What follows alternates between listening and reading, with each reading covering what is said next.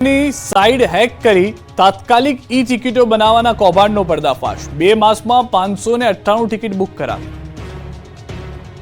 આઈઆરસીટીસીની website hack કરી pirated software Gadar અને નેક્સથી ટ્રેનની તત્કાલ ઈ ટિકિટો બુક કરાવવાનું 4.50 કરોડનું રેકેટ પકડાયું છે।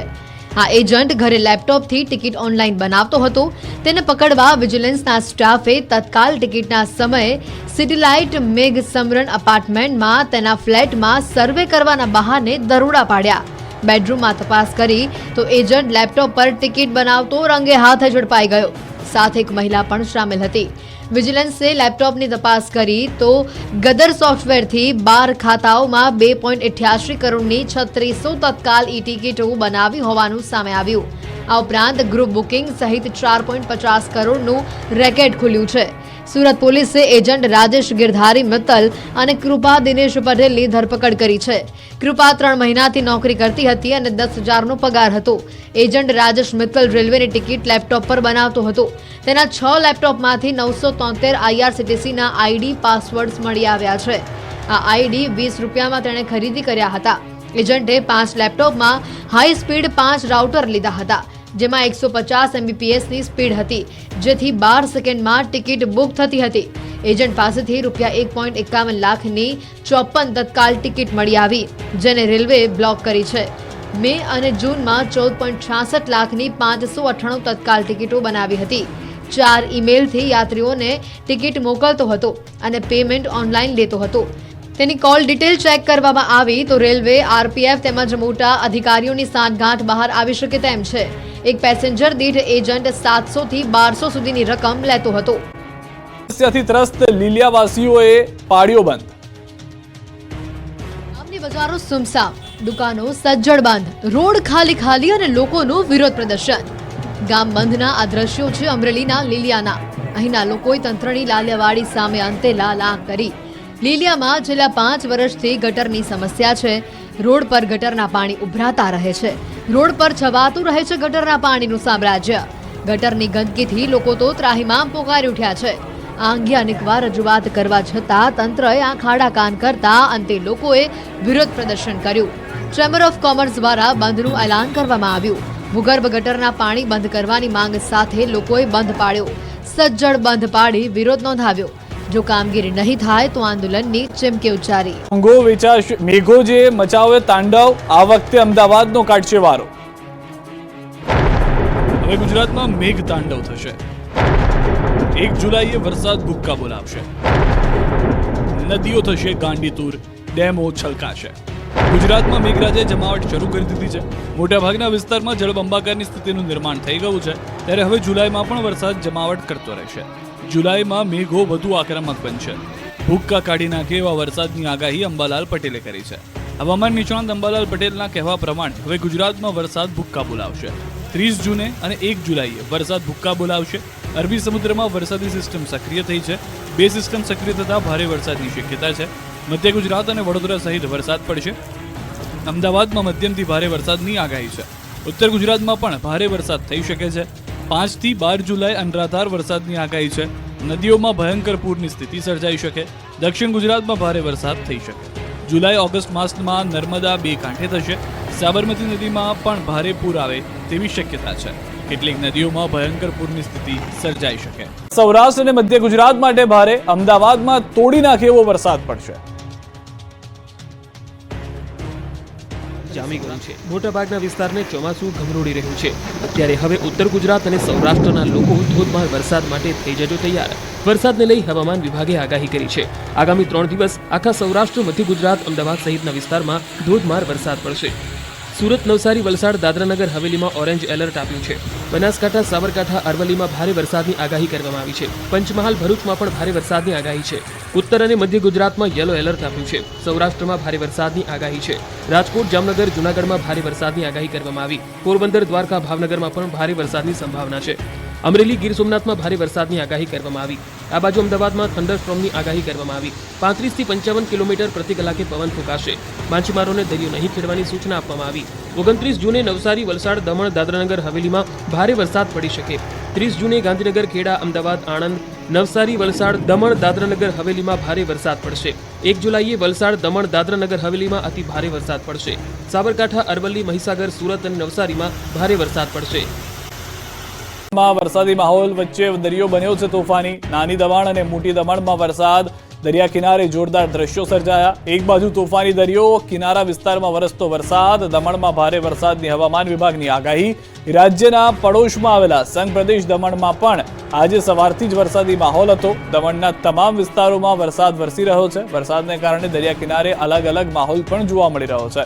એક બાજુ તોફાની દરિયો અને બીજી તરફ દરિયા કિનારા વિસ્તારમાં વરસાદ. હાલમાં પ્રશાસને દરિયા કિનારા પર પ્રશાસનને પ્રવાસીઓની અવરજવર પર રોક લગાવી દીધી છે.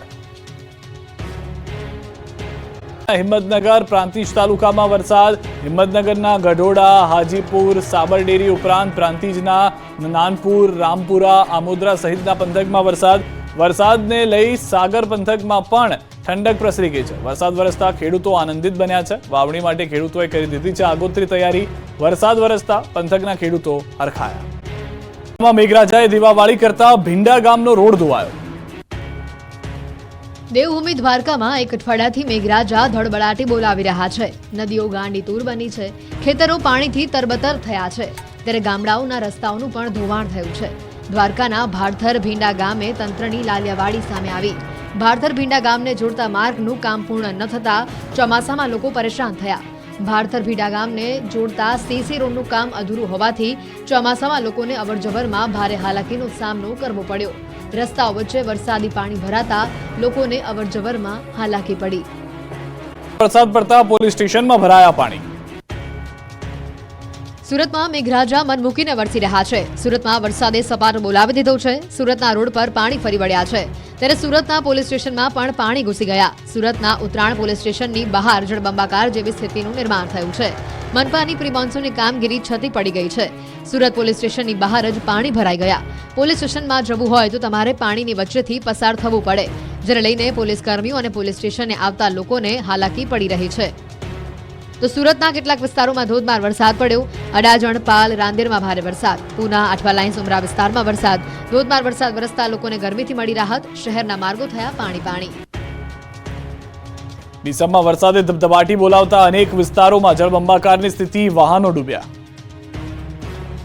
અડધી ડૂબી ગયેલી બાઇકો, કારના દરવાજા સુધી પહોંચી ગયેલું પાણી અને પાણીને ચીરીને આવતા વાહનો. સ્થળ ત્યાં જળના આ દ્રશ્યો છે બનાસકાંઠાના ડીસાના. ડીસામાં 2 દિવસથી મેઘરાજા મહેરબાન થતા સૂકી ધરતી તો તૃપ્ત થઈ ગઈ, પરંતુ વરસાદ કહેર બનીને ત્રાટક્યો.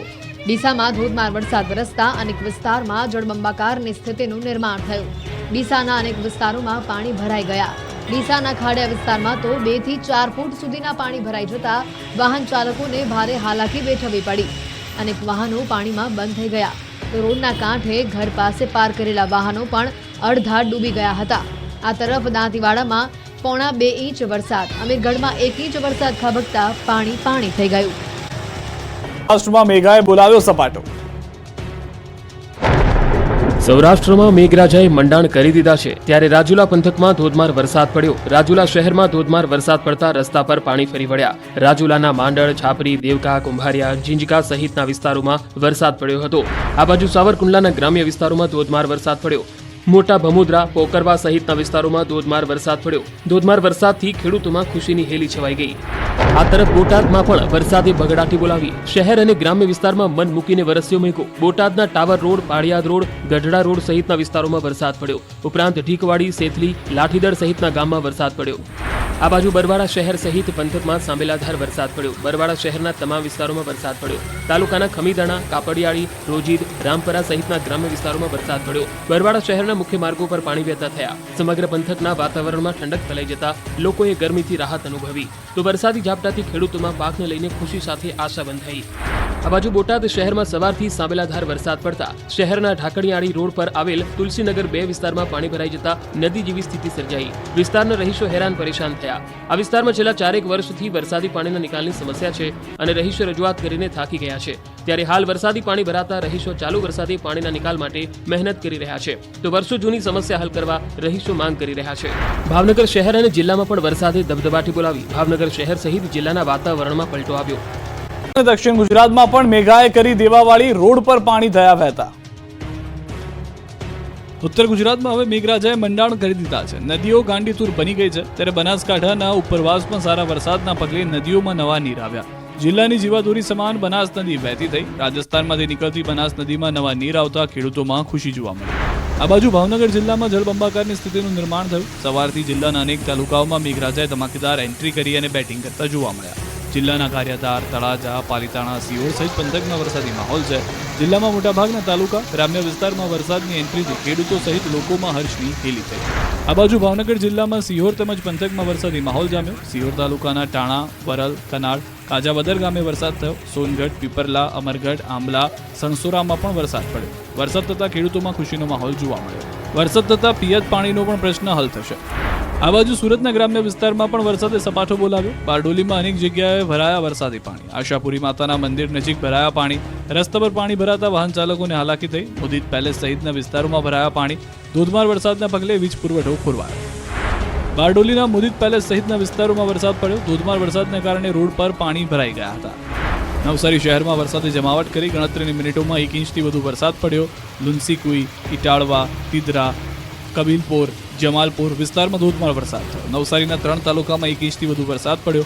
ધોધમાર વરસાદ પડતા રોડ પર પાણી વહેતા હતા. આ બાજુ ભરૂચમાં મેઘરાજાએ ભૂક્કા બોલાવ્યા. સાંબેલાધાર વરસાદ પડ્યો. તો તાપીના વ્યારા, વાલોડ, બાજીપુરા સહિતના વિસ્તારોમાં વરસાદ પડ્યો. ભારે ગરમી અને ઉકળાટ બાદ વરસાદ શરૂ થતા ઠંડક પ્રસરી. દક્ષિણ ગુજરાતમાં વરસાદનો જોવા મળ્યો તોફાની મિજાજ. ભુજમાં તણાઈ ભેંસો. કચ્છમાં ભારે મેઘ ખાંગા થતા નદીઓ ગાંડીતુર બની ગઈ છે. અનેક નદીઓ બે કાંઠે વહી રહી છે.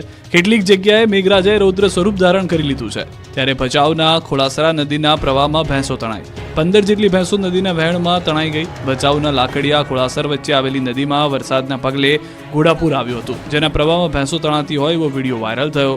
ભેંસો પાણીમાં તણાતા માલધારીઓમાં પણ ચિંતાની લાગણી ફેલાઈ છે. આ બાજુ બોટાદમાં મેઘરાજાએ બગડાટી બોલાવતા બોટાદમાં જળબંબાકારની સ્થિતિનું નિર્માણ થયું છે.